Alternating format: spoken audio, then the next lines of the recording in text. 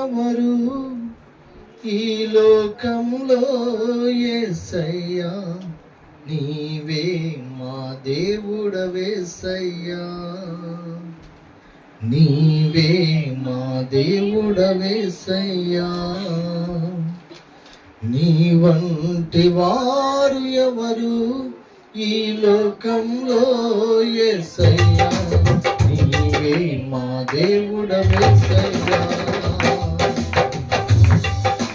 నీవే మా దేవుడవేసయ్యా. యేసయ్యా నా యేసయ్యా, యేసయ్యా నా యేసయ్యా, నీ వంటి వారు ఎవరు ఈ లోకంలో యేసయ్యా, నీవే మా దేవుడవేసయ్యా.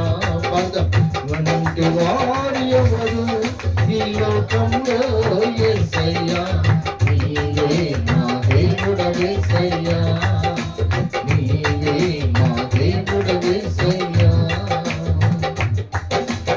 తీశావు నన్ను నీళ్ళ నుండి, చేశావు నీదు రూపములో,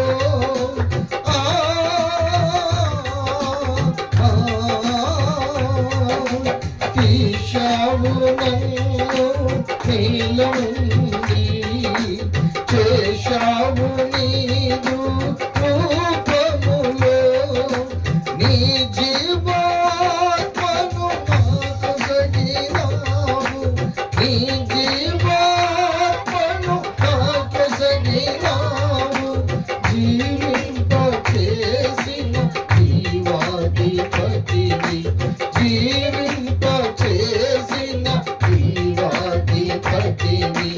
యేసయ్యా యేసయ్యా, యేసయ్యా యేసయ్యా, నీ వంటి వారు ఎవరు ఈ లోకంలో యేసయ్యా, నీవే మా దేవుడవేసయ్యా, నీవే మా దేవుడవేసయ్యా. నీ వంటి వారు ఎవరు ఈ లోకంలో యేసయ్యా, నీవే మా దేవుడవేసయ్యా, నీవే. దీనులను పైకి లేవనెత్తువాడవు, బీదలను కరుణించు యేసువు నీవు.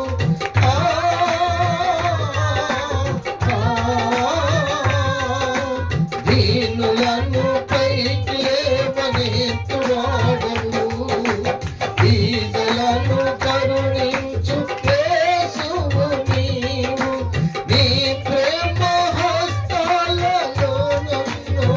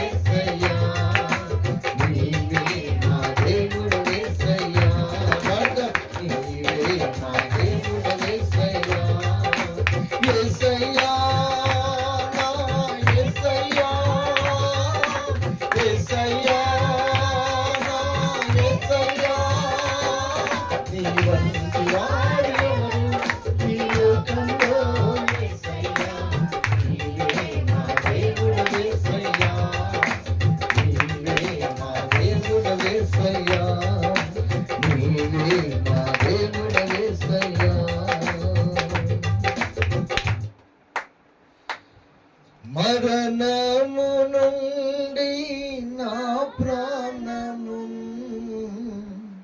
కన్నీళ్ళు విడువకుండా నా కన్నులను మరణము నుండి నా ప్రాణము కన్నీళ్ళు విడువకుండా నా కన్నులను జారి పడకుండా నా పాదములను జారి పడకుండా నా పాదములను రక్షించువాడవు నీవే యేసయ్యా రక్షించువాడవు నీవే యేసయ్యా యేసయ్యా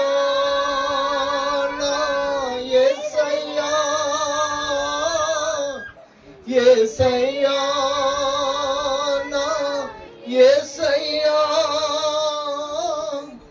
నీ వంటి వారు ఎవరు ఈ లోకంలో యేసయ్యా నీవే నా దేవుడవేసయ్యా నీవే నా దేవుడవేసయ్యా నీవే మా దేవుడవేసయ్యా. ప్రార్థన చేసుకుందాం. ప్రేమ నమ్మకము కలిగిన తండ్రి, పరిశుద్ధుడా నీకు స్తోత్రములు నాయనా. ఇంతవరకు పాటలతో నిన్ను స్తుతించిన మేము, ఆరాధనతో నిన్ను ఆరాధించిన మేము, కొద్ది నిమిషాలు వాక్యం విని సరి చేసుకుని నీ బలలో పాల్గొందనికి మేము నీ సన్నిధానంలోకి వచ్చాం ప్రభువా. ఆదివారము నాడు మేము రొట్టె విరుచుటకే కూడుకున్నాము. యా నీ సన్నిధిలో నీ శరీరంలో నీ రక్తంలో పాలు పొందక ముందు మమ్మల్ని మేము పరీక్షించుకోవాల్సిన అక్కర ఉన్నది నాయన. మమ్మల్ని మేము పరిశోధించుకొని మా లోపం ఏమిటో నీ ఎదుట మేము ఒప్పుకొని విడిచిపెట్టి కడగబడి పరిశుద్ధపరచబడి యోగ్యులమైన బలలో పాలు పొందవలసిన వారమే ఉన్నాం. యా వాక్య ఉదక స్నానం ద్వారా నాతో మాతో మీరు మాట్లాడి మా లోపం ఏమిటో మాకు తెలియపరిచి మమ్మలను బల్లకై సిద్ధపరచమని, యా వాక్యమును విత్తుతున్న నీ దాసుని మీరు జ్ఞాపకం చేసుకోండి నాయనా.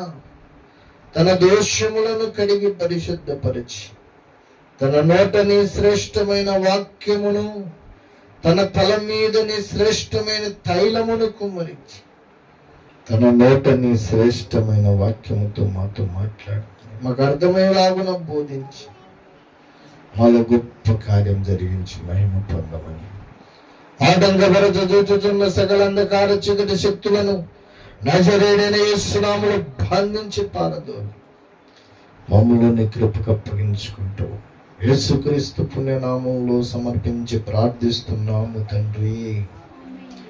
ఆమేన్. హల్లెలూయా. స్వరమెత్తి చెప్దాం హల్లెలూయా. దేవునికి మహిమ కలుగును గాక. ప్రియులారా, పరిశుద్ధ బైబిల్ గ్రంథంలో నుండి ఒక మాట చదువుకొని క్లుప్తమైన వాక్య సందేశంతో ప్రభు బల్లలోకి వెళ్దాం. అపోస్తలుడైన పౌలు భక్తుడు కొరింథీయులకు రాసినటువంటి మొదటి పత్రిక. అపోస్తలుడైన పౌలు భక్తుడు కొరింథీయులకు రాసినటువంటి మొదటి పత్రిక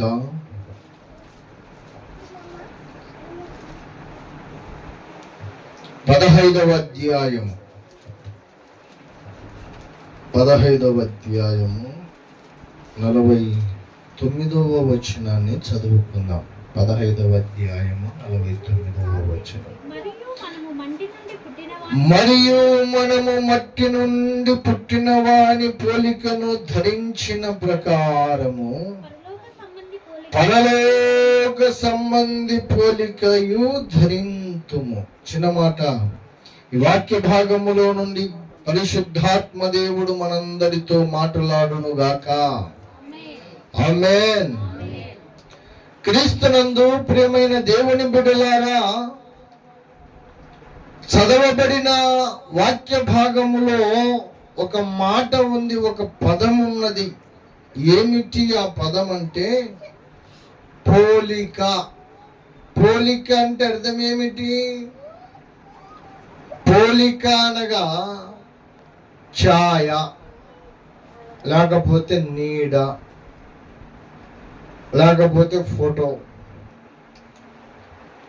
ఒక మనిషిని పక్కన పెట్టి వాని ఫోటో తీసి పక్కన చూపిస్తే ఏమంటాం? ఈ మనిషి లెక్కనే ఉందిరా ఈ ఫోటో కూడా అంటాం, అంతే కదా? ఆ మనిషే కదా దాంట్లో ఉండేది.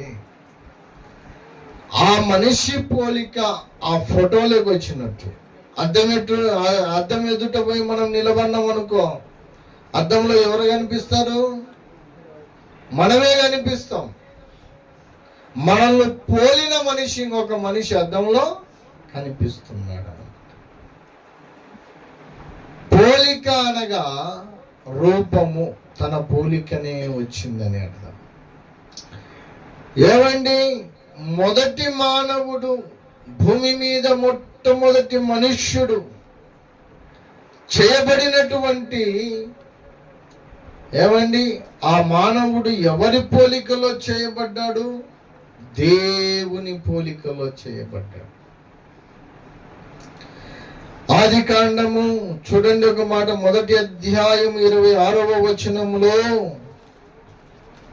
ఆది కాండం 1వ అధ్యాయం 26వ వచనము, ఆ దేవుడు అనుకున్నాడంట. దేవుడు అంటున్నాడు ఏకవచనం. ఏకవచనం అంటే నా పోలికలో అని చెప్పాలిగా. మన పోలికలో అంటాడేంటి? ఒక్కళ్ళు ఉన్నప్పుడు నేను అంటాం, నలుగురం ఉంటే మేము అంటాం. నేను అంటే ఏకవచనం, ఒక మనిషికి చెప్పుకునే మాట. మేము అంటే అనేకులు ఉంటే అందరినీ కలిపి చెప్పుకునే మాట. నా ఇల్లు అంటే నాది ఒక్కంది అని అర్థం. మా ఇల్లు అంటే ఇంట్లో ఉన్న వాళ్ళందరికీ వర్తిస్తాం. ఇక్కడ దేవుడు అంటున్నాడు మన పోలికలో, మన అనే మాట వాడాడు. మన అంటే ఏకవచనం కాదు, అది బహువచనం. అందుకే యేసు ప్రభువును గూర్చి ఉన్నది మాట, అతడు కలిగినదేది అతడు లేకుండా కలుగలేదు. ఆదామును సృష్టించిన నాడే యేసు ప్రభు ఉన్నాడు.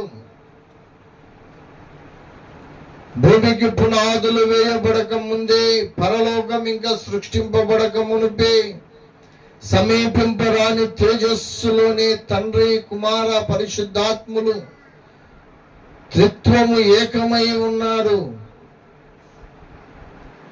ముగ్గురు కలిపితే ఒకటే గాని ముగ్గురు కూడా వేరు వేరు వేరు వేరు ఏమంటారు? స్వభావము కలిగిన వారు. బత్తాయి పండు తెలుసు కదా మీకు? బత్తాయి పండు, బత్తాయి పండు అంతా ఒకటే ఉంటుంది, పండంతా ఒకటే. దాన్ని ఒలిస్తే చిన్న చిన్న తొనలు వస్తాయి. ఆ చిన్న చిన్న తొనలన్నీ పక్కన పెట్టుకొని 12-13 తొనలు ఉంటాయి ఒక దాంట్లో కదా. 12 తొనలు పెట్టుకొని 12 పండ్లు ఉన్నాయి నాకు అంటవా? అవన్నీ కలిపితే ఒక పండు. దేవుడు కూడా అలాంటి వాడు.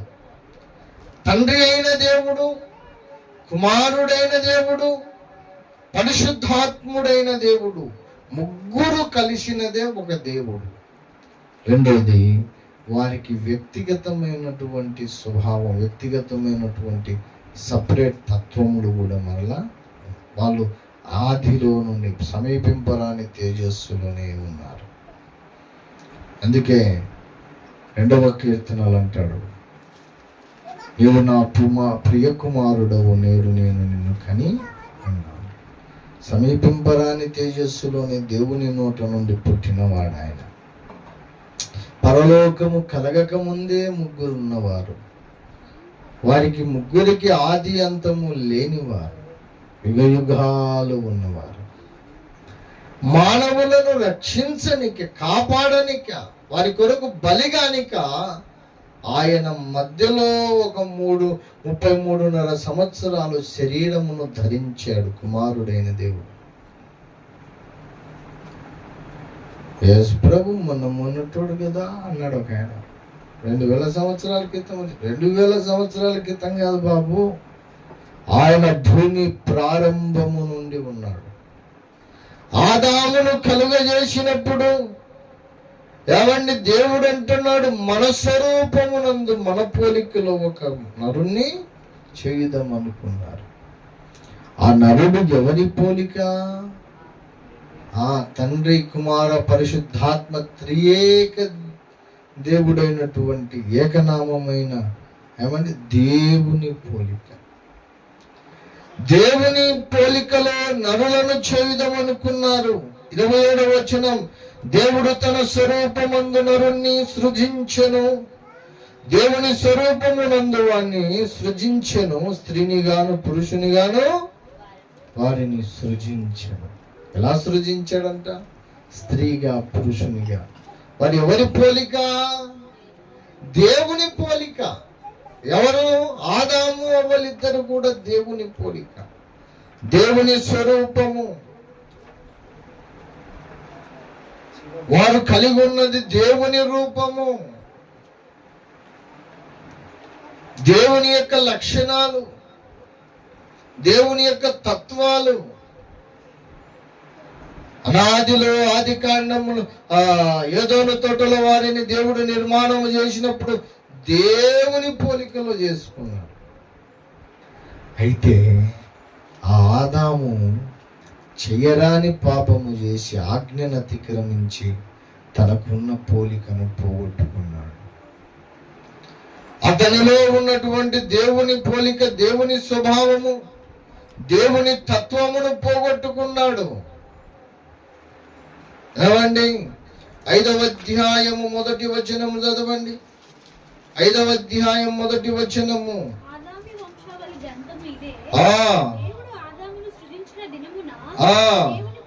దేవుని పోలికగా అతనికి చేసెను. ఏమండి, చాలు చాలు. ఆదామును చేసినప్పుడు ఎవరి పోలికలో చేశాడు?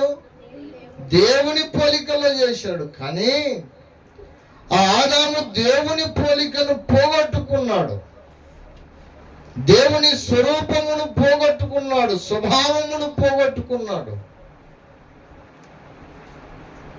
ఇంకొక మాట మీ దృష్టికి తీసుకొస్తా. ఆదాము పండు తినక ముందు సంపూర్ణ మానవుడు. పండు తిన్న తర్వాత దేవుడు ఏమన్నాడు? ఆదాము మన వంటి వాడాయను. అంటే అర్థమైంది, దేవుడైపోయినాడని కాదు. ఈ మధ్యకాలంలో ఒకడు దేవుడేనంట. ఆదాము పాపం చేసినాక దేవుడైనాడట, పాపం చేయకముందు మనిషి అంట. జ్ఞానం అడిగిపోతుందంటే వీళ్ళకు మించిపోతుంది. విశ్వజ్ఞానులు కదా వీళ్ళు. ఏమని జ్ఞానం మించిపోయి ఏమైపోయిందంటే, అది విద్య ఎక్కువైపోతే ఏమవుతుంది? విద్య ఎక్కువైపోయినోడు ఏమవుతాడు? పిచ్చోడు అవుతాడు. వాళ్ళకు విద్య ఎక్కువైపోయి, విశ్వజ్ఞానం ఎక్కువైపోయి పిచ్చోళ్ళు అయిపోయినారు. ఇప్పుడు పిచ్చోడు ఏం మాట్లాడతాడో వానికి అర్థం కాదు. అలా మీషాలు తిప్పడం ఒకటి, తొడలు కొట్టడం ఒకటి. పీడిస్తున్నారు బ్యాచ్ అది. మిషాలు కొట్టడం, వాడు మీషాలు తిప్పింటాడు. ఇట్లా శావకుడు మీషాలు తిప్పొచ్చా? మీషాలు తిప్పడం అంటే దేనికి సాదృశ్యం? అది గర్వానికి సాదృశ్యం. గర్విష్ఠులు, వారి గర్వాన్ని అణిచేవాడు దేవుడు. నువ్వు అతిశయించాల్సింది నీ మీషాలను చూసి, నీ తొడలను చూసి కాదు బాబు. పగులు తొడలు వరుతారు, రాత్రి పోయి జెండు బాబులు రాస్తారు అంతే.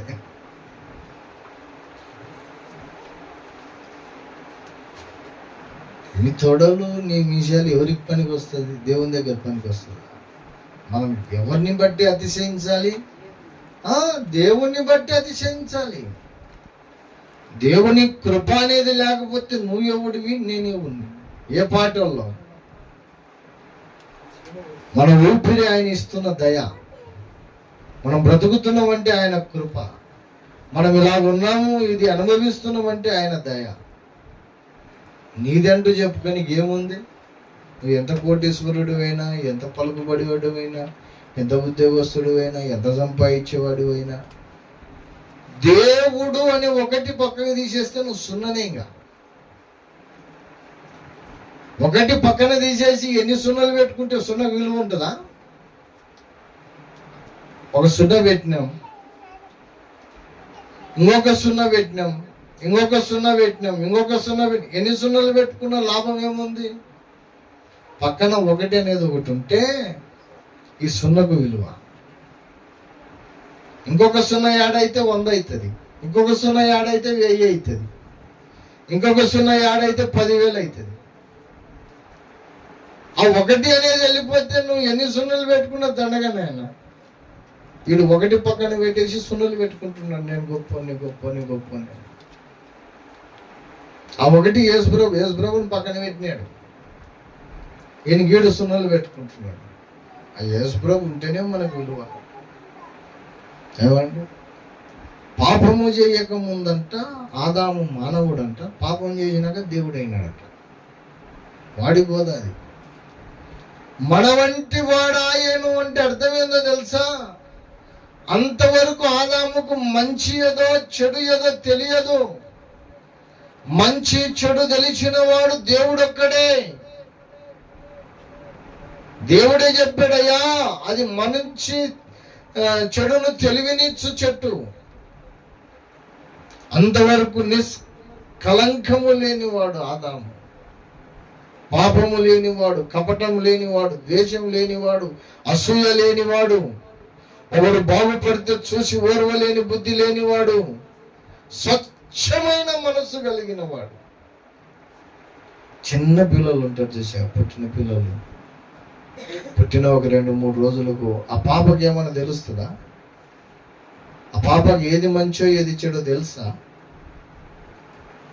ఆ పాప ఏది చేయదగినదో ఏది చేయకూడదో తెలుసా? దానికి అసూయ ఉంటుందా? దానికి ద్వేషం ఉంటుందా? దానికి కోపం ఉంటుందా? పుట్టిన పాప ఒక 2-3 రోజుల పాపకు ఏముంటుంది? ఏముండదు. దానికి ఒక రూపం ఒకటే ఉంటుంది.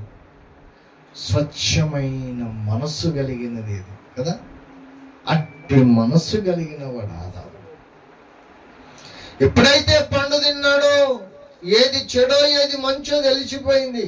తెలిసిపోయిన వెంటనే పరిగెత్తుకుంటూ పోయి, అయ్యో మేము బట్టలు లేకుండా ఉన్నామని ఆకులు కట్టుకున్నారు. అంతవరకు మేము బట్టలు లేని వాళ్ళం అనే సంగతి కూడా. మంచి చెడును తెలిసిన వాడు అంతవరకు దేవుడొక్కడే. ఆ తర్వాత ఆదాముకు కూడా తెలిసింది. అంతే తప్ప ఆదాము దేవుడైపోయినాడని కాదు. మంచి చెడు లేదో ఆదాము కూడా మనలాగా తెలిసిపోయింది అన్నాడు దేవుడు. ఆదామును దేవుడు తన పోలికలో చేస్తే ఆదాము పాపము చేసి ఆజ్ఞను అతిక్రమించి తన పోలికను, తన స్వరూపమును పోగొట్టుకున్నాడు. పోగొట్టుకున్న అతను కింద తన కుమారుణ్ణి అన్నాడు కదా. 3వ వచనం చదువు, ఆదికాండం 5:3.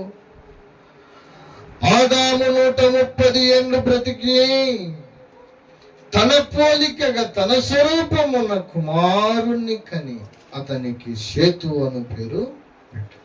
ఆదాము కొడుకును కన్నాడు. ఇప్పుడు ఆదాముకి ఎవరి పోలిక? మనమందరం దేవుని పోలికే కాదు. చాలా మంది మనుషులు అంటుంటారు, పాస్టర్లు అంటుంటారు, మనం దేవుని పోలిక అంటారు. దేవుని పోలికే కాదు, ఆదాము ఒక్కడే దేవుని పోలిక, దేవుని స్వరూపం. అది పోగొట్టుకున్నాడు ఆదాము. పోగొట్టుకున్న తర్వాత ఆదాము తన కుమారుణ్ణి కన్నాడు, షేతును. ఎవరి పోలికలో విన్నాడట? తన పోలికలో, తన స్వరూపమందు. తండ్రి పాపము కొడుకు కూడా సంక్రమించింది. తండ్రి పోగొట్టుకున్న ఆ పోలిక కొడుకుకు రాలే. తండ్రి పోలికనే వచ్చింది, తండ్రి స్వరూపమే వచ్చింది, తండ్రి స్వభావమే వచ్చింది షేతుకు. ఇప్పుడు మనమందరం కూడా ఎవరి పోలిక? ఎవరి పోలిక అండి? ఆదాము పోలికలం, మనుష్యుని పోలికలం, దేవుని పోలికలం కాదు. అందుకే మనలో పాప స్వభావం వచ్చింది. అందుకే మనలో ఇంకేం వచ్చింది? పాప నియమం వచ్చేసింది. పుట్టిన పిల్లోడికి వానికి ఒక 5 సంవత్సరాలు వచ్చినాక బయట మన్ను తింటున్నాడు అనుకో, తల్లి అడుగుతుంది, రే మన్ను తిన్నావా అంటే తినలేదు మమ్మీ అంటాడు. ఎవడు చెప్పినాడు వానికి అబద్ధం చెప్పాలని? అబద్ధం చెప్పాలని ఎవరు చెప్పారు? ఒరే నీకు 5 సంవత్సరాలు వచ్చినాక నువ్వు మన్ను తింటావు, నేను వచ్చి నీకు అడిగినప్పుడు తినలేదు అని చెప్పాలని చెప్పింటివా ఎప్పుడన్నా? చెప్పినావా? వాని స్వభావం అది, మనలో ఉన్న స్వభావం వానిలో వచ్చేసింది అంతే. అబద్ధము చెప్పాలి, తప్పు చేసినప్పుడు అబద్ధం చెప్పాలనే మాట ఆదాములో నుండి వచ్చిందన్నమాట. అవ్వగడిగాడు దేవుడు, ఈ పండు తినమని ఎవడు చెప్పాడు నీకు? ఎందుకు తిన్నావు అంటే, నేను కాదండి సర్పం తినిపించింది నాకు అంటే. నేను తప్పు చేసినానని ఒప్పుకోం, పక్కనోని మీద వాడు చెప్పింటే చేసిన అంటాం. అవునా? ఆదాము దగ్గరికి పోయి అడిగినాడు, ఆదామా ఎందుకు తిన్నావు నేను తినొద్దన్న పండును? నేను కాదు ప్రభువా, నాకు సహాయకరంగా ఉండాలని ఇచ్చిన చూడు నా భార్య, ఆమె చెప్పింటే తిన్నాను ప్రభువా.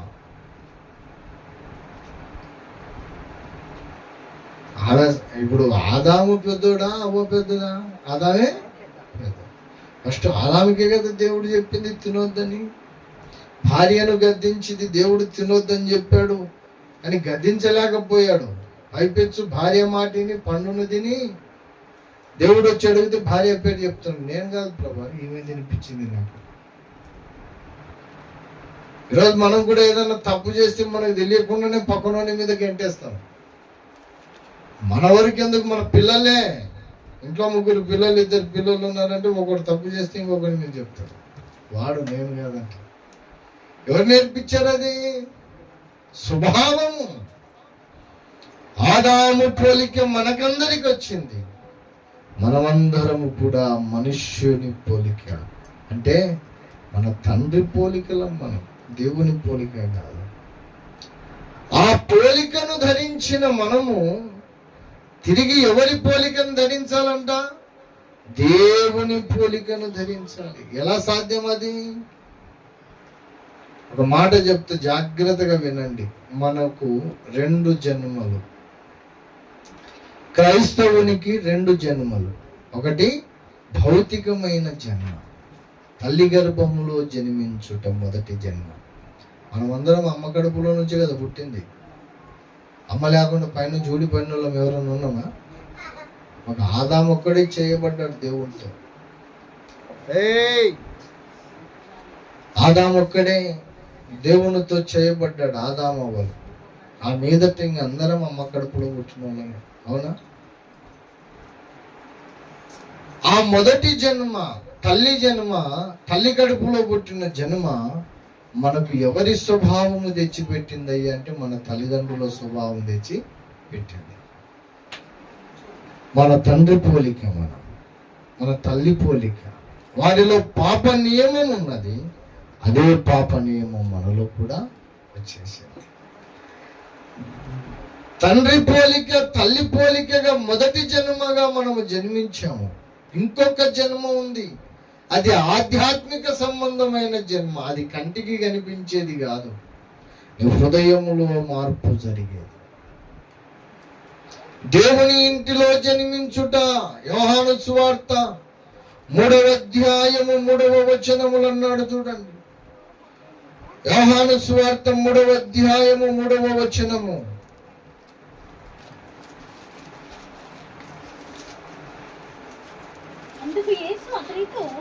అందుకు యేసు అతనితో, ఒకడు క్రొత్తగా జన్మించితేనే కానీ అతడు దేవుని రాజ్యమును చూడలేడని నీతో నిశ్చయముగా చెప్పుచున్నాను. క్రొత్తగా జన్మించడం అంటే ఏమిటి? అక్కడ నికోదము అనే వ్యక్తి అడిగాడు, మరలా జన్మించడం ఏంటి ప్రభువా? నా తల్లి గర్భంలో మరలకెళ్ళి నేను మళ్ళొచ్చానా? రిటర్న్ నా తల్లి గర్భంలో కడుపులోకి నేను పోయి మరలా వస్తానా అని అడిగాడు. అది కాదు బాబు, ఒకడు నీటి మూలముగాను ఆత్మ మూలముగాను నూతనంగా. యేసు స్వార్థను మనము విని వాక్యం అనే బీజము మనలోకొచ్చినప్పుడు ఆ బీజానికి మనము పుట్టిన వారము అంట. పేతురు రాసిన మొదటి పత్రిక చూడండి. పేతురు రాసిన మొదటి పత్రిక మొదటి అధ్యాయంలో ఉంటుంది చూడండి ఆ మాట.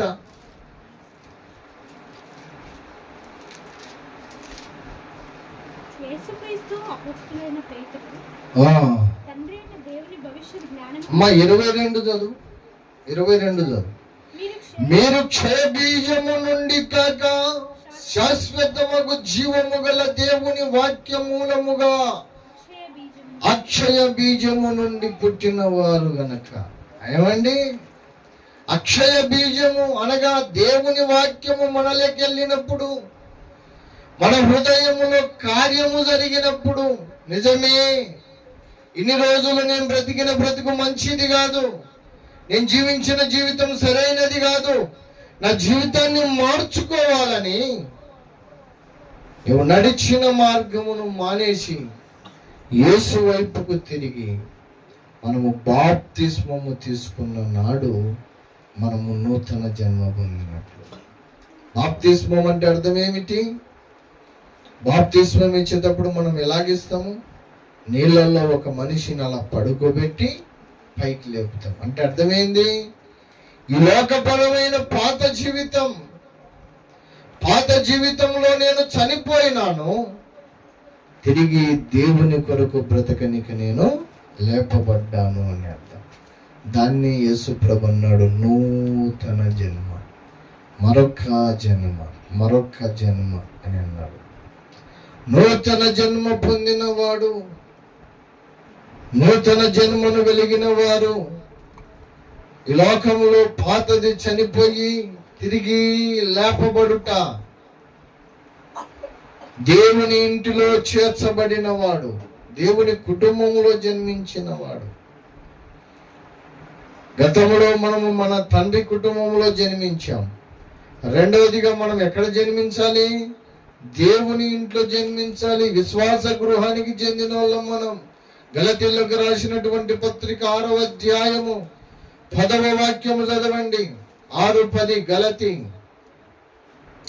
కాబట్టి మనకు సమయము దొరికిన కొలది అందరి ఎడలను, విశేషముగా విశ్వాస గృహమునకు చేరిన వారి ఎడలను. మనం ఏ గృహానికి చెందిన వారము? విశ్వాస గృహము అనగా సంఘము. సంఘములో మనము నూతనంగా జన్మించుట, వాక్యం అనే బీజానికి బాప్తిస్మము తీసుకొని నూతన జన్మ పొందుకొని దేవుని కుటుంబం అంటే సంఘములో జన్మించినప్పుడు మనం ఎవరి పోలికలోకి మార్చబడాలి? దేవుని పోలికలోకి మార్చబడాలి. అవండి, పూర్వం మనం ఎవరి పోలిక? మన తల్లిదండ్రుల పోలిక, ఆదామవ్వల పోలిక. దేవుని పోలికను పోగొట్టుకున్నాడు మన పితరుడు. దేవుని స్వరూపమును పోగొట్టుకున్నాడు మన పితరుడు, మూల పురుషుడు. ఆయన పోగొట్టుకున్నాడు. ఆయనలో నుండి మనం అందరము మానవుని పోలిక, మానవుని స్వభావం ధరించాం. పాప నియమములు కలిగిన వారమై జన్మించాం మన తల్లిదండ్రులు. తిరిగి నూతన జన్మ నుండి దేవుని కుటుంబంలో జన్మించి మనం ఎవరి పోలికను ధరించాలి? దేవుని పోలికను ధరించాలి. అదే మనం చదువుకున్న మూల వాక్యంలో అంటున్నాడు. కొరింథీయులకు రాసిన మొదటి పత్రిక 15:49 అన్నాడు, మరియు మనము మంటి నుండి పుట్టిన వాని పోలికను ధరించిన ప్రకారము. గతంలో మనము ఎవరి పోలిక? మట్టి నుండి తీయబడిన వాని పోలిక, మానవుని పోలిక, నీ తండ్రి పోలిక, నీ తల్లి పోలిక, నా తండ్రి పోలిక, నా తల్లి పోలిక. అయితే ఇప్పుడు ఏమంటున్నాడు? ప్రకారము పరలోక సంబంధి పోలికను ధరింతుము. పరలోక సంబంధి ఎవరు? యేసు ప్రభు. ఆయన పైనుండి వచ్చినవాడు, పరలోక సంబంధి. ఆయన ఆయన పోలికను మనం ధరించినప్పుడు, ఆయన స్వరూపమును మనం ధరించినప్పుడు మనము పరిశుద్ధులము, మనం పరలోకము చేర్చబడుటకు అవకాశం. అప్పుడు సంపూర్ణులమండి. విచిత్రం ఏంటంటే మేము నూతన జన్మ పొందామనే మాటనే తప్ప ఇంకా మనలో దేవుని పోలికగా రాలే.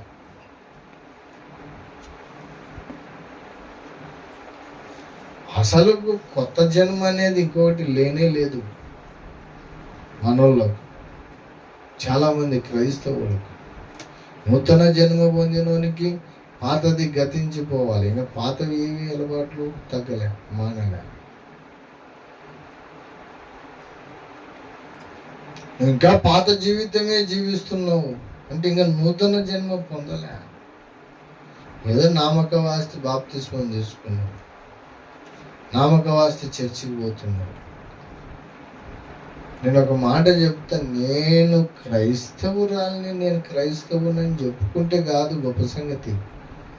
దేవుడు నిన్ను గూర్చి క్రైస్తవురాలని చెప్పాలి.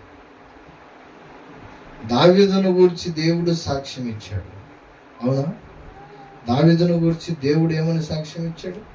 అపోస్తుల కార్యాల గ్రంథము 13వ అధ్యాయంలో ఉంటుంది చూడండి మాట.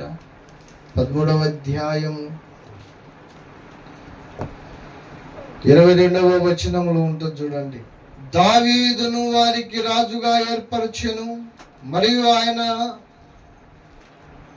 నేను యెషయి కుమారుడైన దావీదును కనుగొంటిని, అతడు నా ఇష్టానుసారుడైన మనుషుడు, అతడు నా ఉద్దేశములన్నీ నెరవేర్చునని చెప్పి అతనిని గూర్చి సాక్ష్యం ఇచ్చాడు. ఎవరిచ్చాడు సాక్ష్యము? దేవుడిచ్చాడు. దావీదును గురించి దేవుడు సాక్ష్యం ఇచ్చాడు. అతడు నా కట్టడాలన్నిటినీ అనుసరించాడు, నా ఉద్దేశాలను నెరవేర్చాడు, నాకు లోబడ్డాడు, నేను చెప్పినట్లుగా బ్రతికాడు. దేవుడు సాక్ష్యం ఇస్తే మనము నిజ క్రైస్తవులు. మనకు మనం చెప్పుకుంటే కాదు. నీ డబ్బా నువ్వు కొట్టుకోవడం ద్వారా లాభం ఏముంది? మనకు మనం క్రిస్మస్ అనుకుంటే ఏమవుతుంది? మనకు మనం క్రైస్తవులం అంటే ఏమవుతుంది అంటే, క్రిస్మస్ కొత్త బట్టలు వస్తుంది, క్రిస్మస్ పిండి వంటలు వస్తుంది, క్రిస్మస్ ఇంటి మీద స్టార్ వస్తుంది.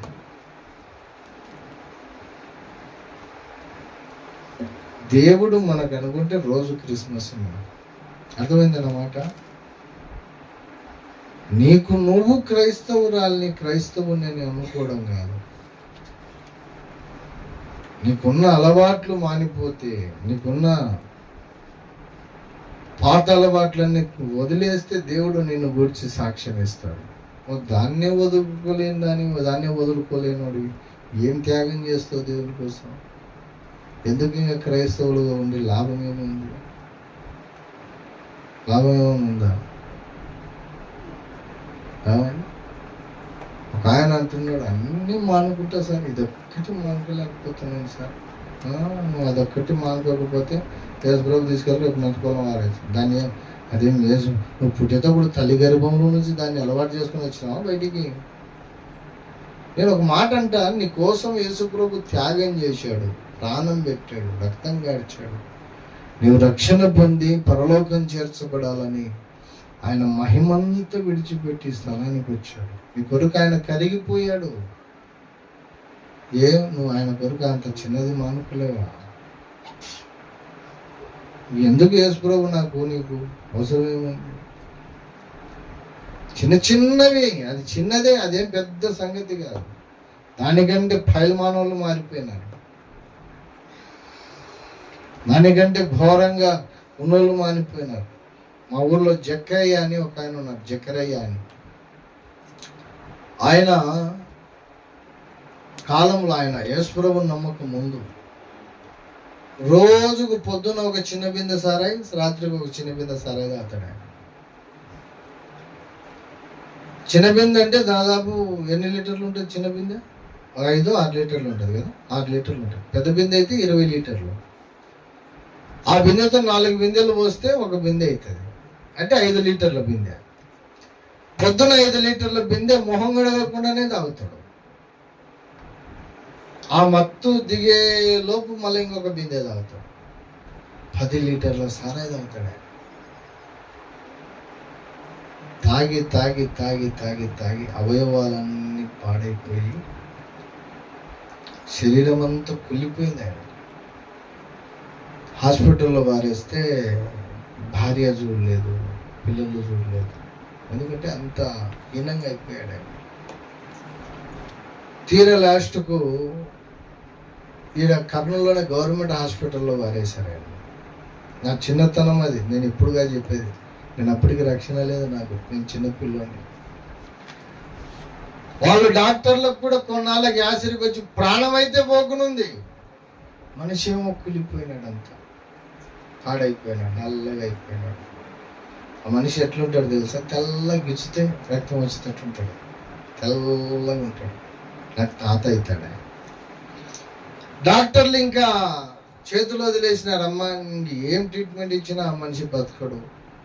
ఆ మనిషిలో ఉన్న అవయవాలు మార్చాల్సిందే తప్ప, మార్చాలంటే మీకు తిండి లేదు. దాని నుంచి అవయవాలు మారుస్తారు. తీసుకుపోయి మేము బుడి చేయకండి, లేదంటే సచ్చినంత వరకు మీ ఇంట్లో పెట్టుకోండి, తర్వాత బుడి చేయండి. లేదు ఇంక అంతవరకు మేము పెట్టుకోలేమంటే బతుకున్న బుడి చేయకండి అని చెప్పారు. ఇత వాళ్ళ భార్య పిల్లలు ఎత్తుకొచ్చి భార్య కూడా ఇంక చూడలేక, ఆ బాధ ఆ కష్టం చూడలేక, చచ్చిపోతే చచ్చిపోలేని దిబ్బ ఉంటుంది తెలుసా మీకు? ఆవు పెండ వేసే దిబ్బ, ఆ దిబ్బలు పోయి పారేసినారు ఆయన. బతుకున్న మనిషిని దిబ్బలో పారేసినారు. మా ఊర్లో జరిగిన సంఘటన ఇది. మా తాండ పక్కన బానక్షర్లు అనే తాండ. పాస్టర్ గారు ఆయన ఉన్నారు, ఇప్పటికి బతుకున్నాడు. ఆ దారిలో పోతున్న ఒక పాస్టర్ చూసి ఆయన తన ఇంటికి ఎత్తుకుపోయి, గుత్తిశాల నూనె ఉంటుంది కదా, అప్పుడు గుత్తిశాల అంటే చాలా ఫేమస్. గుత్తిశాల నూనె తీసుకొని శరీరం అంతా పూసి ప్రార్థన చేసి, ఆయన పేరు గోర్బాలియా అంటారు. అంటే బాలియా అంటే బాలు అని అర్థం. గోర్ అంటే తెల్లగా ఉంటాడని, తెల్లబాలియా అని పేరు. ఆయన తెల్లబాలు అని మా పేరు. మా భాషలో గోర్బాలియా అంటుంటుంది. ఆయన అన్నాడంట పాస్టర్, తెల్లబాలియా, నీవు దేవుడు నిన్ను బ్రతికిస్తే దేవుని సేవ చేసుకుంటాడని సమర్పించుకోయ్యా, దేవుడు బ్రతికిస్తాడు. దేవుడు ఏం చేశాడో ఏమో, ఎట్లా ముట్టాడో తెలియదు, కానీ ఆ మనిషి బతికాడు. అనేక తాండలలో సేవ చేశాడు. ఇప్పటికి ఉన్నాడు బాణించర్ల తాండలో. ఆయన పొట్టిగుంటాడని ఆయన పేరు జక్కయ్య అని మార్చినాడు. దాని మాస్టర్ జక్కయ్య అని పెట్టారు ఆయన. మాస్టర్ జక్కయ్య భయంకరమైన స్థితిలో నుండి దేవుడు లేవనెత్తాడు. నేను అంటాను, ఆ స్థితికి పోకముందే మనం మానుకుంటే బాగుంటుంది కదా అంట. అవునా కదా? నువ్వు మానుకోలేక మంచాన పడి దాని ద్వారా కుషించి చివరి గడియ వరకు నువ్వు అంత తిప్పలు ఎవడబడమన్నాడు. ఆ రోజుల్లో ఆ మనిషికి చెప్పుతూ లేడు కాబట్టి ఆయన పాడైపోయినాడు. ఈరోజు సేవకుడు చెప్తున్నాడు కదా, సేవకులు గద్దిస్తున్నారు కదా. సేవకుడు అంటే ఎవడు? పరాయివాడు ఎవడు కాదు. నీ ఇంట్లో మనిషి, నీ అన్న అనుకో, నీ తమ్ముడు అనుకో, నీ కొడుకు అనుకో, నీ తండ్రి అనుకో, తప్పులేదు. మన లోపాలు ఇంకా సేవకుడు చెప్పకపోతే ఎవడు చెప్తాడు? మన సేవకుడు గద్దించకపోతే ఎవడు చెప్తాడు? ఇది తప్పరా అని సేవకుడు తిట్టకపోతే ఎవడు చెప్తాడు? అవునా కదా? సేవకుడు కూడా చెప్పకపోతే దేవుడు వచ్చి దిగొచ్చి నీ గదిలోకి వచ్చి చెప్తాడా? ఏదన్నా మనిషి విశ్వాసికి దేవునికి మధ్యవర్తి సేవకుడు ఏదైనా గద్దించినప్పుడు నువ్వు అలగకూడదు, సనగకూడదు, గొనగకూడదు. నా మేలు కోరే నా ఆత్మీయ తండ్రి నాకు చెప్పాడనే భావన నీకున్నాడు. దాన్ని కూడా నువ్వు మానుకోలేకపోతే జాగ్రత్త. దేవుడు ఒకరోజు మంచం పట్టించే కాలం వస్తుంది. ఒకసారి 2 సార్లు చూస్తారు. దేవుడు ఎలాంటి వాడు అంటే తండ్రి లాంటోడు, మన తండ్రి లాంటోడు. కొడుకు ఒకసారి తప్పు చేస్తే, 2 సార్లు తప్పు చేస్తే, 3 సార్లు తప్పు చేస్తే క్షమిస్తాడు. జీవితాంతం చేస్తే పట్టుకొని ఉంటాడా వాడిని? ఏదో ఒక రోజు చేయి వదిలేస్తాడు. పోరాంగ నేను సాగు నువ్వు జాగ్రత్త. దేవుడు వదలక ముందే మనం మార్చుకుంటే బాగుంటుంది. దేవుడు వదిలేసిన తర్వాత మార్చుకుందామన్న అవకాశం ఉండదు. తర్వాత చాలా గాయపడతాం. శ్రేష్టమైన పరలోకము, శ్రేష్టమైనటువంటి ఆ నిత్యరాజ్యము కొరకు మనం ఇన్ని కష్టాలు పడి ఉన్నాం. ఈ చిన్న దాని కొరకు దాన్ని పోగొట్టుకోవడం అంత అవివేకం. మనంత వివేకం ఎవరు? కాబట్టి అవివేకపు పనులు మానేసి మీకున్న పాత అలవాట్లను విడిచిపెడితే మీకు క్షేమము. అదే భక్తి. ఏమండి? ఎవరి పోలికలో మార్చబడాలి మనము? యేసు ప్రభు పోలికలకు మార్చబడాలి. ఇంకా పాత పోలికలు, పాత స్వరూపాలు ఉండకూడదు. పాత జీవితం ఉండకూడదు. నూతన జన్మ నొందిన తర్వాత యేసు ప్రభు స్వరూపంలోకి మార్చబడాలి. ఎఫెసీయులకు రాసినటువంటి పత్రిక ముగించేస్తాను. 4వ అధ్యాయము 11వ వచనము నుండి అదే అన్నాడు. 4వ అధ్యాయము 11వ వచనము నుండి చదవండి. మనమందరము విశ్వాస విషయములోను దేవుని కుమారుని గురించిన జ్ఞాన విషయములోను ఏకత్వము పొంది ఆ సంపూర్ణ పురుషుల మగు వరకు, ఆ క్రీస్తునకు కలిగిన సంపూర్ణతకు సమానమైన సంపూర్ణత కలవార మగు వరకు ఆయన ఇలాగూ నియమించెను. ఏమండి? మనము దేవుని గురించిన జ్ఞాన విషయం, మనం దేంట్లో ఎదగాల? ఆ ప్రార్థనలో ఎదగాల. దేవుని గురించిన విషయాలు తెలుసుకునే జ్ఞానంలో ఎదగాల. రక్షణ పొందిన ప్రారంభంలో అంత కొంత భయపడుతుంటుంది. ఇప్పుడు అసలు భయమే పాయ. అవునా? భయపడతావా? భయమే లేదు. దున్నపోత మీద వర్షం కురిసినట్టే. మనం ఎదగాల్సింది దీంట్లో కాదు. రక్షణ పొందిన ప్రారంభంలో అంత కొంత కొంచెం ఉండే తప్పుడు పనులు ఇప్పుడు రోజు రోజు ముదిరిపోతుంది. అది కాలం గడిచే కొద్ది ఇంకా ఎక్కువ అయిపోతుంది పాపిష్టి పనులు. అది మానుకొని నువ్వు దేవుని గురించిన జ్ఞానంలో ఎదుగురంటే ఇంకా పాపిష్టి పనులు చేయడం వల్ల ఇంకా సోమరోలం అయిపోతున్నాం, ముదిరిపోతున్నాం. ముద్రాల్సింది భక్తిలో, పాపంలో కాదు. దేవుని గురించిన జ్ఞాన విషయములో సంపూర్ణత గలవారమగు వరకు ఆయన ఇలాగూ నియమించాడు. ఏమంట? పరిశుద్ధులు సంపూర్ణులగునట్టును, క్రీస్తు శరీరము క్షేమాభివృద్ధి చెందుటకును, పరిచర్య ధర్మము జరుగుటకును. అంటే అర్థమైంది, పరిశుద్ధులం మనం. యేసు రక్తంలో కడగబడి ఆయన ఇంట్లో పుట్టిన పరిశుద్ధులం. మనం ఏమైపోవాలా? సంపూర్ణులం కావాలా? అంటే దేవుని పోలికను మనం ధరించుకోవాలా. వ్యక్తిగతమైన జీవితము దేవుని పోలిక ధరించుకోవాలా. అందరము కూడుకున్న ఈ సంఘము క్షేమాభివృద్ధి చెందాలా. పరిచర్య ధర్మము అనగా మన ప్రాంతంలో స్వార్థతో మనం నింపబడాలా, నింపేయాల. మనమే సరిగ్గా లేదు, ఇంక వాళ్ళకి స్వార్థ ఏం చెప్తాం మనం. అక్క యేసుప్రభు నమ్ముకో అక్క అంటే ముందు నువ్వు మారి తర్వాత నాకు చెప్తూ కానీ అట్లా అన్నారు. అక్క నువ్వు అది మానుకో అక్క అంటే నువ్వు మానుకోయే ఫస్ట్, తర్వాత నాకు చెప్తూ కానీ అన్నారు. అంటారా కదా?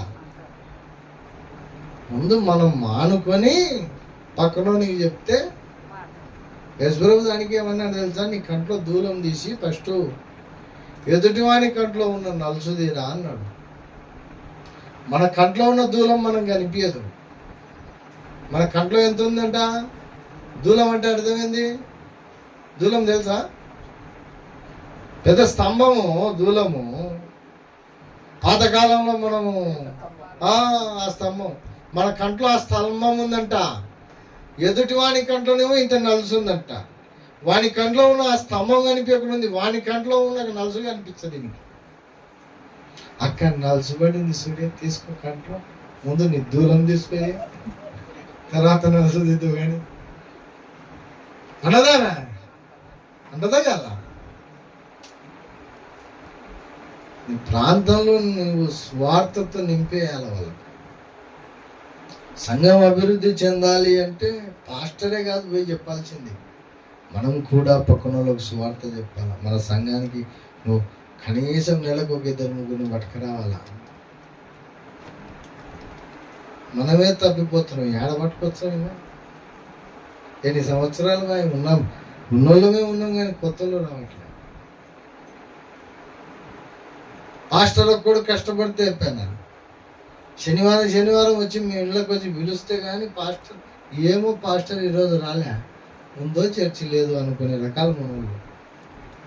పాస్టర్ రోజు వచ్చి బొట్టు పెట్టి పిలిచాలనుకో. అందుకే నేను ఒక రూల్ పెడుతున్నాను, నెలలో ఫస్ట్ శనివారం వస్తా అందరి ఇంట్లోకి వచ్చి, ఇళ్ళలోకి వచ్చి ప్రార్థన చేసి వెళ్ళిపోతాం. ఇంక 2వ శనివారం నుండి ఇంట్లోకి రానిగా.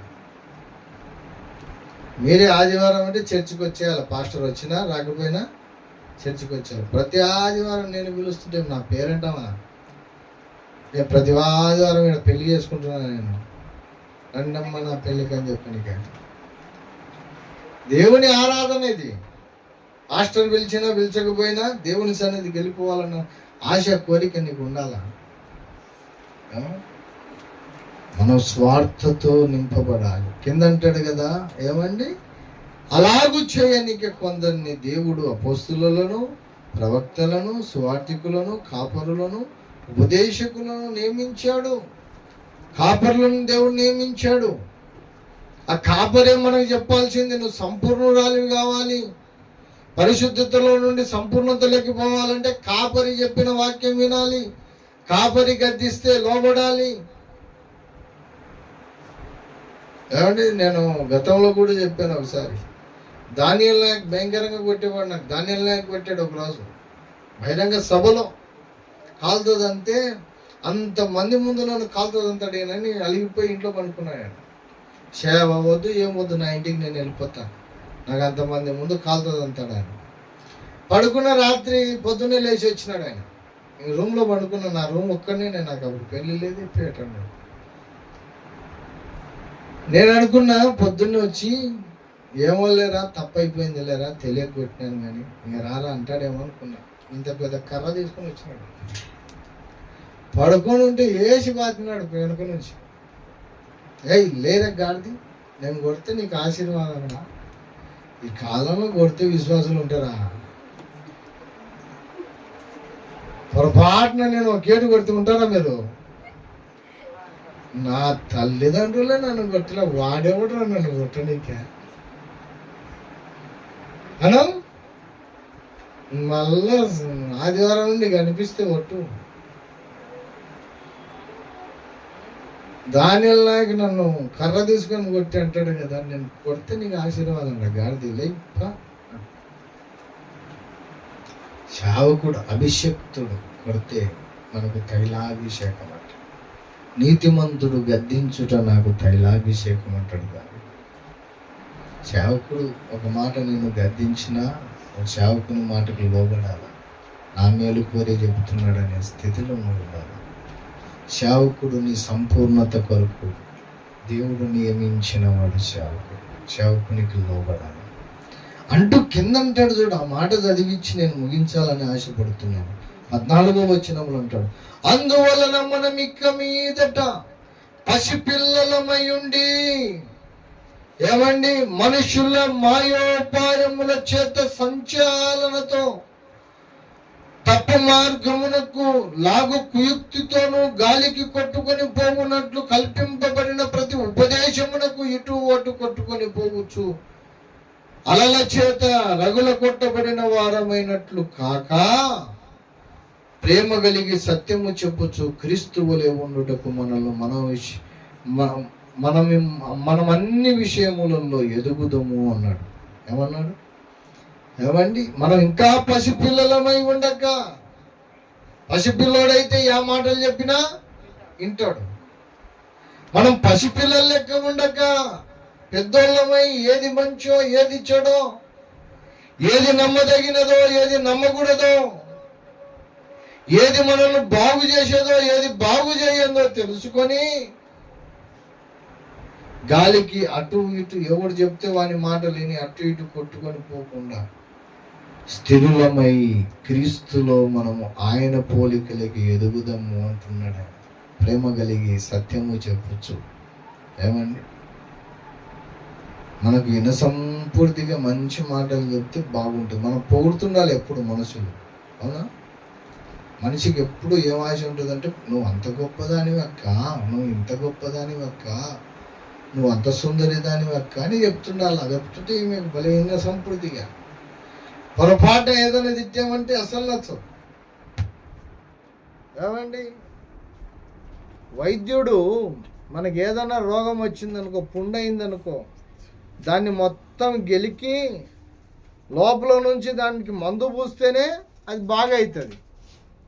పైన పైన మందు పూసినోడు బాగా అవుతుంది, అది పైన బాగా అయినట్టు ఉంటుంది, కానీ లోపల శావకుడు కూడా మనల్ని గద్దించినప్పుడు, మనకు బుద్ధి చెప్పినప్పుడు, మనకు ఏదన్నా ఒక మాటతో తిట్టి సరి చేసినప్పుడు మన ఆత్మీయ జీవితం బాగుంటుంది.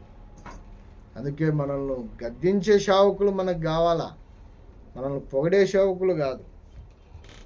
మంచి మాటలు తీపి మాటలు చెప్పే వాళ్ళు కాదు. ఒకడు తీపి మాటలు చెప్పాడంటే దాని వెనక మోసం ఏదో ఉందనే అర్థం. కనుక ప్రియులారా, అన్ని విషయములలో మనము క్రీస్తును పోలికను మనం ధరించినప్పుడే మనం సంపూర్ణులము, పరలోకానికి పాత్రులము. క్రీస్తు పోలిక ధరించడం అంటే ఒకటే మాట చెప్పి ముగించేస్తా. మన పాత అలవాట్లన్నీ మానుకోవాలా, ఆత్మ సంబంధమైన అలవాట్లన్నీ అలవర్చుకోవాలా. ప్రార్థన, వాక్యము, సహవాసము, ఏమండి మనం ఇచ్చే కానుక, మనం చేసే స్తుతి సమస్తమును బైబిల్ అనుసారంగా మనము అనుసరిస్తూ బ్రతుకుతూ దేవుని పోలికలకి మనం మార్చబడితే మన భక్తికి ఒక అర్థం ఉన్నది. మనం ఈ లోకంలో కనుమూసిన పరలోకం అనే సింహాసనంలో మనం ఉంటాం. ఏమండి, పాతది ఇంకా పోలేదనుకో, నీ పేరుకు నువ్వు మాత్రం క్రైస్తవురాలివి, క్రైస్తవుని అని అనుకోవాల్సిందే తప్ప నిన్ను దేవుడు అంగీకరించాడు. దేవుడు అంగీకరించిన నాడు మనం అసలు శిష్యులైన క్రైస్తవులం. దేవుడు అట్టి కృప మనకందరికి అనుగ్రహించును గాక. ప్రార్థన చేసుకుందాం. అందరము మోకరించి కళ్ళు మూసుకొని ప్రార్థన చేసుకుందాం. హల్లెలూయా, హల్లెలూయా, హల్లెలూయా, హల్లెలూయా. స్తోత్రం, స్తోత్రం, స్తోత్రం, స్తోత్రం, స్తోత్రం, స్తోత్రం. పరిశుద్ధుడానికి వందనాలు. జీవము కలిగిన దేవానికి స్తోత్రములు. రే సహోదరి, సహోదరుడా, దేవుడు సూటిగా నీతో మాట్లాడాడు. మనల్ని మనం పరీక్షించుకుందాం. ఈనాటికైనా మన జీవితాన్ని మార్చుకొని దేవుని పోలికలకి మార్చబడుటకు మనము ప్రయాసపడుదాం. ఎలాగున్నామో ఒకసారి మనల్ని మనం పరీక్షించుకుందాం. ఆదాము అవ్వలను దేవుడు తన పోలికలో సృజించినప్పుడు ఆ మొదటి మానవుడు దేవుని పోలికను పోగొట్టుకున్నాడు, దేవుని స్వరూపమును పోగొట్టుకున్నాడు. ఆయన కడుపులో పుట్టిన మనమందరము కూడా మానవుని పోలికనే.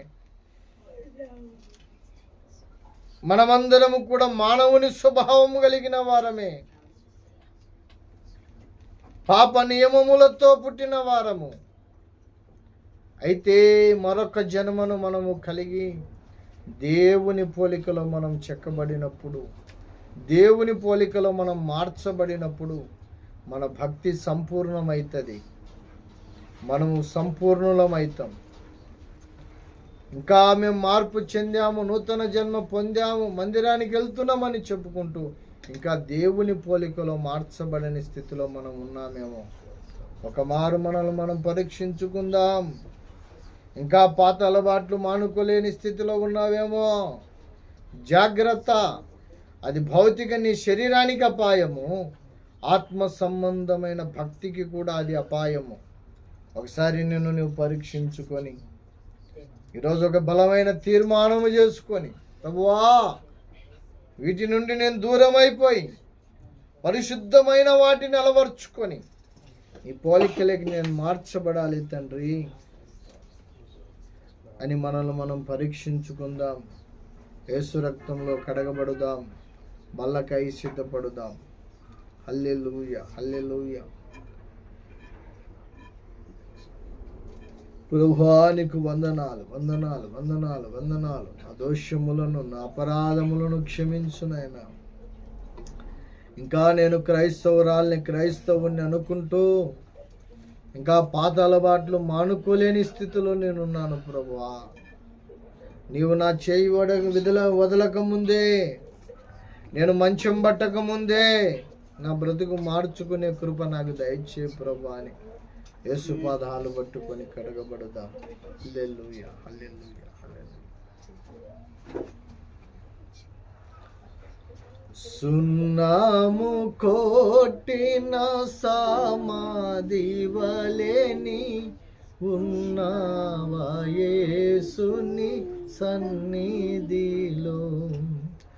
సున్నాము కొట్టిన సమాధి వలెని ఉన్నావా యేసుని సన్నిధిలో. సర్ప సంతానమా నరక శిక్షను తప్పించుకొనుమని ప్రభు తెల్పెను. సర్ప సంతానమా నరక శిక్షను తప్పించుకొనుమని ప్రభు తెల్పెను. నీ మోస బ్రతుకు ఈ లోకాశ ఈనాటికైనా మారాలి. నీ మోస బ్రతుకు ఈ లోకాశ ఈనాటికైనా మారాలి. సహోదరి, నీవెలాగున్నావో జ్ఞాపకం చేసుకో. సహోదరుడా, నీవెలాగున్నావో జ్ఞాపకం చేసుకో. వాక్యానుసారమైన జీవితం లేదేమో ఒక మారు మనల్ని మనం పరీక్షించుకుందాం. అంతేకాదు, గడిచిన వారంలో ఎక్కడెక్కడ ప్రభును గాయపరిచామో, ఎక్కడ ప్రభు చేయొద్దన్న పనిని చేశామో, ఎక్కడ ప్రభు చేయమన్న పనిని చేయకమానామో, అక్కడల్లా ఆయన పాదాలు పట్టుకొని కడగబడి వాళ్ళకై సిద్ధపడతాం. దైవజనునిగా నన్ను నేను పరీక్షించుకొనుటకు కొద్ది నిమిషాలు మౌనినవుతున్నాను. మిమ్మల్ని మీరు పరీక్షించుకొని ప్రభు రక్తంలో కడగబడి బల్లకై సిద్ధపడాలని మీకు సమయం ఇస్తూ నేను సమయం తీసుకుంటూ కొద్ది నిమిషాలు మౌనినవుతున్నాను.